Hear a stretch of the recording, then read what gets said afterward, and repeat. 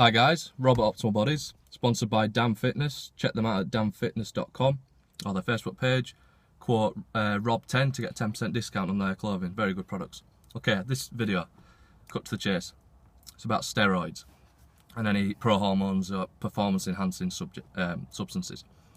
So first of all, nothing against anyone who takes steroids. Got a lot of respect for people that do admit they're on them. For some reason, people don't like to admit it. They see it as maybe cheating, or they'll be frowned upon, that sort of thing. But just from anecdotal evidence and what I've seen, there's probably more people on steroids than aren't on steroids in the gym and the fitness industry. But mainly this video is aimed at youngsters and people who even haven't started training yet. So nothing against steroids. I myself am a natural athlete by choice. Doesn't mean I'm better than anybody else. But the main problem is, you see a lot of youngsters, I get asked myself, oh, can you get me some steroids, get me on a cycle? They want to get big, they're about 18, maybe 16, even that young. They want to start training, and already they're thinking about getting a course of steroids, getting them ready for the gym. So I'm going to get my steroids, then I'm going to start training. Completely the wrong attitude. There's just so many things that you can do to get your gains in the gym before even thinking about anything like that, even any supplements. So that's the problem. Because when you first start training, there'll be a lot of people that admit this and agree with me. You get the best gains, the best strength ever, at least strength. You might not get as much muscle accumulation at first, but your strength skyrockets. You've never trained before, so any weight is a new stimulus to your body, so you get loads of new gains. Now, there's a lot of people that have trained for years, 10, 20, 30, 40 plus years. They've put the work in, they've done it naturally, they've pushed their body to what they see as their natural limit, and they met the adult choice, they met the choice to take steroids, and usually they do it right. They do it really controlled, a small amount, which is fair enough. That's their personal choice. So this is aimed at people that are thinking of doing steroids, or any even pro hormones, anything like that, before they've even entered the gym, or they've been training for maybe even a year, maybe even 5 years. I've been training about 8 years, and I'm still making progress. So that just shows you don't need this. You got to get. There's so many things you get in check. You've got, say, you've got a big toolbox. You've got your diet. You've got your weights. You've got cardio. You've got supplements.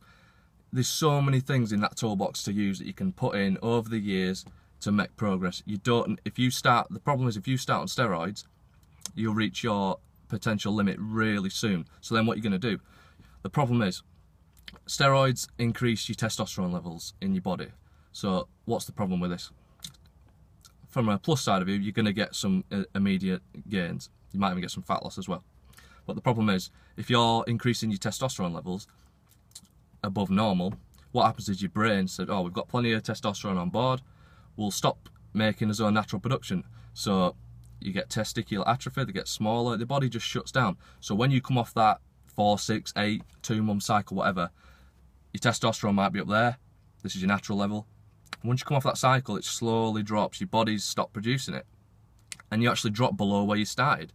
So you get a lot of people get these gains, they might lose the supplier, they might come off them, they might not want to be on drugs. They actually drop below it and they become smaller than they were in the first place. So they're going backwards. So the only way to maintain it is to either keep that level in, and then they'll reach a point, and then they have to just up the dosage, and then before you know it, you're sticking a needle in your ass every day, and you just end up like a pinprick cushion. Like what? It's not feasible.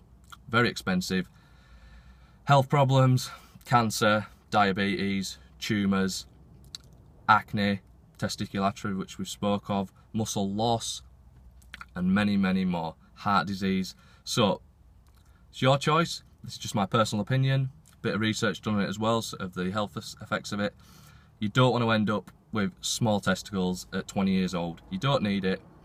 If you want some proper advice, feel free to message me. If you're thinking about doing a course or anything like that, and you're making that adult decision, you've put the graft in, you've done it naturally, which is fair enough, consult a medical professional or someone that's been there, knows what they're doing.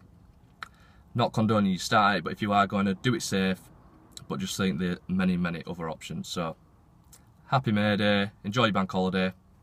Cheers, guys.